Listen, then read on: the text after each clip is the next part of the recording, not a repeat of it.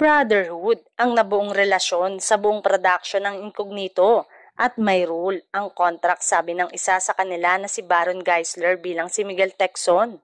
Say pa ni Baron ay ang laki ng growth niya as an actor working with these talented people at yung crew and staff, explika nito.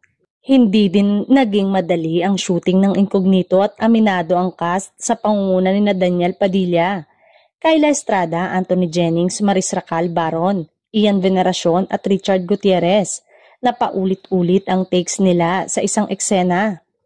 Trending, tumatak at sobrang nagustuhan ang karakter niyang si Miguel Tecson ng mga netizen. Kaya naman marami ang humihiling na gawa ng plot twist na makabalik ito sa season 2. Wala namang paliwanag ang direktor kung bakit tinanggal si Baron sa nasabing serye, pero may mga ilan na ikinunek ito noong hindi nakasama ang aktor sa taping sa Kaigen at saktong may balita na nagkaproblema ang aktor.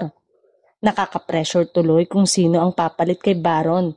Baka mabigo ang mga netizen kung hindi kasing husay ni Miguel Tecson ang ipapalit dito.